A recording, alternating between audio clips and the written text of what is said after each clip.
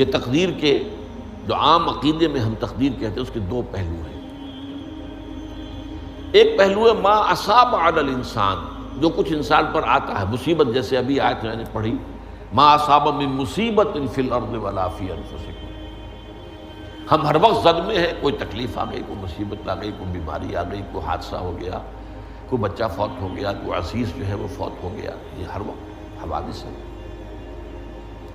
تو جو بھی کچھ پیش آتا ہے وہ علم خداوندی میں ہمیشہ سے تھا۔ یہی وجہ ہے کہ ایک اور حدیث ہے ابن الدیلمی سے، لمبی حدیث ہے وہ، لیکن اس کے اندر جو آخری ٹکڑا ہے وَتَعْلَمَ، یعنی انسان کے نجات کے لیے لازم ہے کہ یہ بات بھی تم جان لو انما اصابک لم یکن لیخطئک وانما اخطاک لم یکن لیصیبک ولو مت علی غیر ھذا، اگر تم اس کے سوا کسی صورت پر ہوگے تو جہنم میں داخل ہو جاؤ گے، لدخلت النار۔ یہ جان لو کہ جو چیز تم پر آئی وہ آنی ہی آنی تھی۔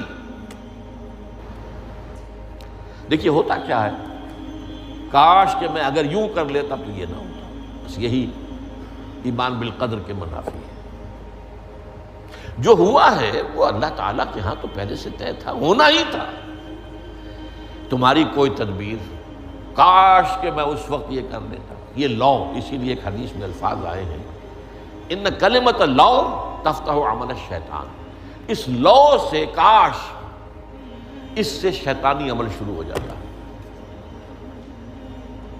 کاش کہ یہ ہو جاتا، کاش میں یہ نہ کرتا، کاش کہ ہو جاتا، تو یہ نہیں۔ تعلم انما اصابک لم یکن لیخطئک، تو جان لے اس بات کو کہ جو چیز تم پر آئی ہے وہ ہرگز ٹلنے والی نہیں تھی۔ کوئی تدبیر تم کر لیتے، کوئی کسی وقت کوئی ہیلا کر لیتے، کوئی تم قدم اٹھا لیتے، کچھ بھی کر لیتے، وہ تو آنی ہی آنی تھی۔ وما انما اخطاک، جو چیز تم سے چھوٹ گئی، رہ گئی، نہیں ملی۔ ایک ویکنسی ایڈورٹائز ہوئی تھی، آپ نے بھی درخواست دی تھی، آپ کو نہیں ملی، اب آپ غور ہو کاش کہ میں نے فلاں سے سفارش کرا لی ہوتی، بس گئے۔ تو جو چیز چھوٹ گئی وہ چھوٹ جانی ہی تھی، اس میں قطعاً جو ہے کوئی شکل، کوئی تدبیر، کوئی سفارش، کسی طرح کا کوئی بھی ہیلا، کوئی جو ہے اس پہ کارگر نہیں ہو سکتا تھا۔ لم یکن لیصیبک ومت علی غیر ذالک، اگر تو اس کے سوا کسی کیفیت پر تیری موت واقع ہوئی، اگر یہ یقین نہیں ہے، یہ ہے تقدیر کا وہ مفہوم کہ جس کا تعلق ہے علی ما اصاب الانسان، جو انسان کے اوپر وارد ہو رہا ہے، اس کے ضمن میں تقدیر کا مفہوم کیا ہے کہ جو ہوا ہے وہ تو ہونا ہی تھا، اس میں تو کسی شک و شبے کی گنجائش نہیں، بالکل قطع اللہ تعالیٰ کا فیصلہ ہے۔ البتہ در حقیقت ایک دوسرا پہلو ہے ما یفعل الانسان، وہ جو انسان کرتا ہے۔ یہاں آ کر یہ تقدیر کا مسئلہ بہت ٹیڑھا ہو جاتا ہے۔ آیا میرے اندر کوئی اختیار بھی ہے کہ نہیں؟ Do I have any free choice؟ یا ہر شخص پہلے سے طے ہے؟ تقدیر کا ایک عام مفہوم یہ ہے، اور اس مفہوم میں بھی بعض روایات بھی ہیں جو اس کی تائید کرتی ہیں کہ ہر چیز پہلے سے طے ہے، لکھی ہوئی۔ اور یہ جو حدیث ہم نے ابھی پڑھی ہے یہ گویا کہ اس کی ایک مثال ہے کہ وہ جو لکھ دیا گیا تھا، فرشتے نے لکھ دیا تھا، رحم مادر میں لکھ دیا تھا، شقی اور سعید، یہ بدبخت ہے یا سعادت مند ہے۔ تو ایک شخص پوری عمر نیکی کے کام کرتا رہا،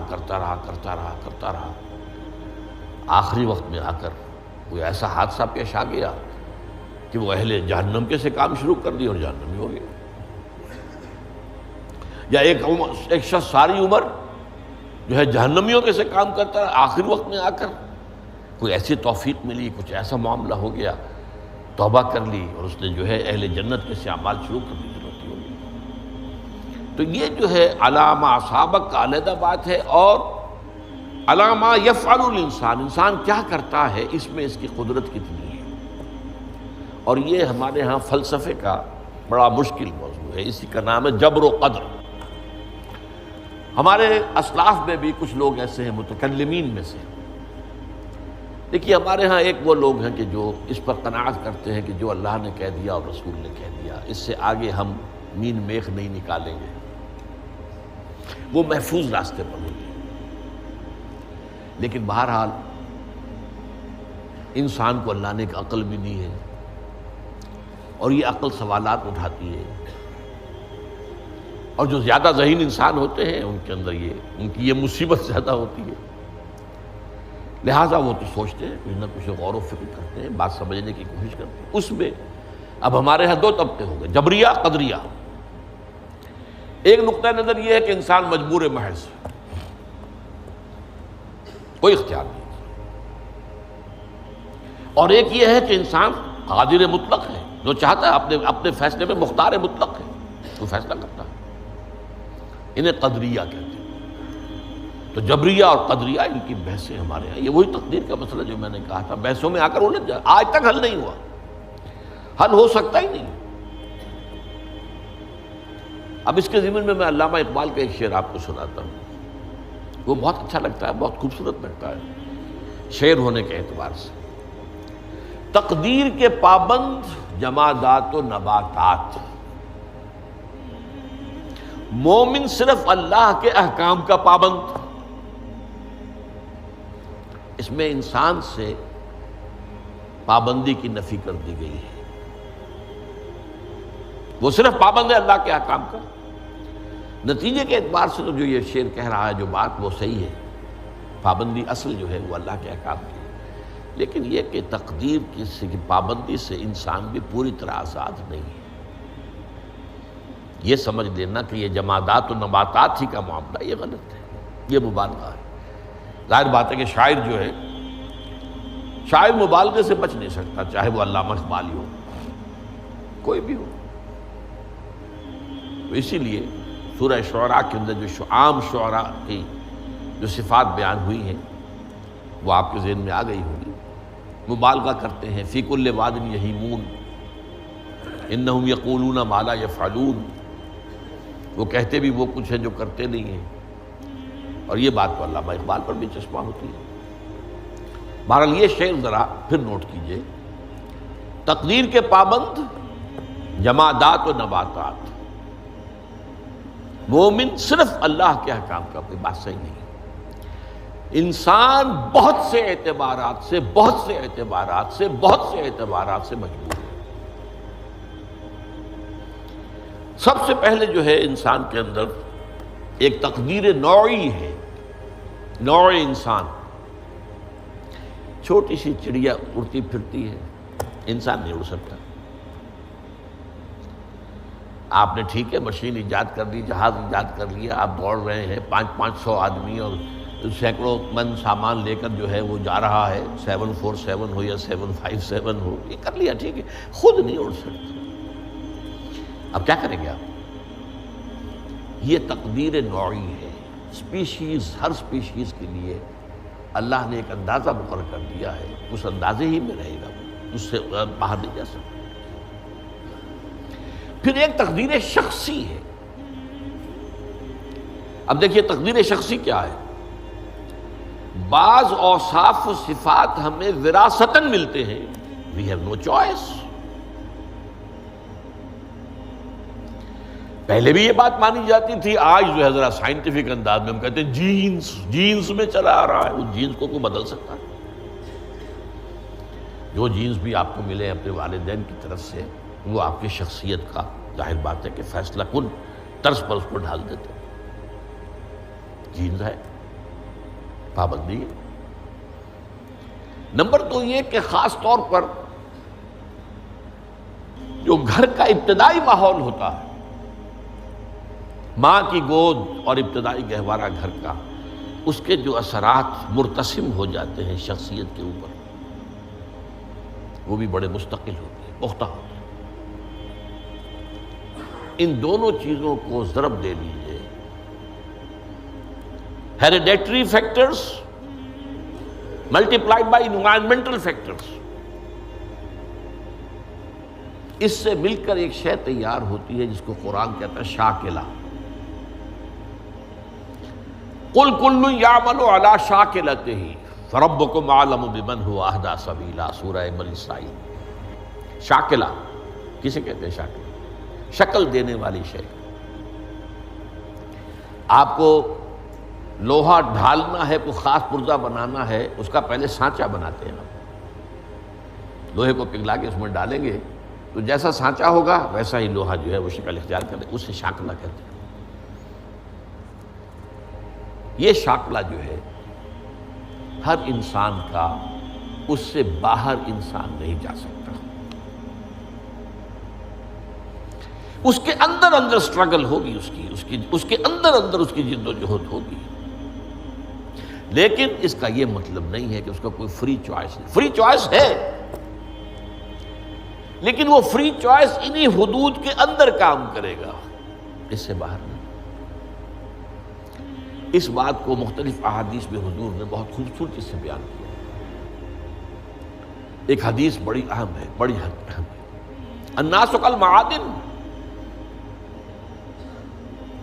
انسانوں کی مثال بھی معدنیات کیسی ہے۔ اب سونے کی معدنیات میں سے سونے کی جو اور ہے، اب پتہ نہیں اردو میں مجھے معلوم نہیں اور کا ترجمہ کیا کرتے ہیں عام طور پر، لیکن جانتے ہیں اور وہ کچی دھات جس سے کو صاف کر دیتے ہیں تو پھر وہ دھات جو ہے خالص شکل میں سامنے آ جاتی ہے۔ سونے کی اور سے سونا بنے گا، چاندی کی اور سے چاندی بنے گی، سونا تو نہیں بن سکتا، جتنا چاہے صاف کر لیں، وہ اور تو مستقل۔ الناس کالمعادن خیارکم فی الجاہلیت خیارکم فی الاسلام، جو تم میں جاہلیت کے دور میں، پری اسلامک دور میں جو بہترین تھے، وہی اسلام میں آ کر بہترین ہوئے۔ وہ اور سونے کی تھی، وہ صاف ہو گئی ہے، اور سونا جو ہے وہ نکھر کر خالص سونا بن کر آ گیا ہے، اسلام نے صاف کر دیا۔ وہ چاندی کی اور تھی، اسلام نے اس کو صاف کر دیا ہے، وہ نکھر کر چمکتا ہوا جو ہے وہ چاندی بن گئی۔ لیکن یہ کہ اذا فقہوا، البتہ پھر اس میں ایک اضافہ کیا حضور نے، جبکہ ان کے اندر دین کا فہم داخل ہو جائے، تو یہ کہ جو بہترین پہلے تھے وہی بہترین اب ہوں گے۔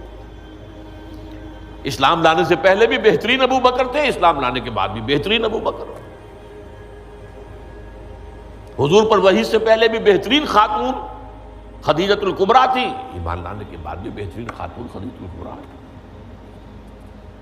اور دوسری حدیث سنیے، عن ابی الدرداء رضی اللہ تعالی عنہ قال بینما نحن عند رسول اللہ صلی اللہ علیہ وسلم، اسی حال میں کہ ہم ایک روز ہم حضور کے پاس تھے، نتناکرون ما یکون، اور ہم ذرا سوچ رہے تھے کیا کیا کچھ پیش آنے والا ہے دنیا میں۔ اذ قال رسول اللہ صلی اللہ علیہ وسلم، جبکہ حضور نے ہم سے ایک بات کہی، بڑی غور سے سنیے۔ اذا سمعتم بجبل ان زال عن مکانہ فصدقوہ، اگر تم یہ سنو کہ کوئی پہاڑ اپنی جگہ سے ٹل گیا تو مان لینا۔ وَإِذَا سَمِعْتُمْ بِرَجُلٍ تَغَيَّرَ عَنْ خَلْقِهِ فَلَا تُصَدِّقُوهُ، اور اگر تم سنو کہ کوئی شخص جو ہے وہ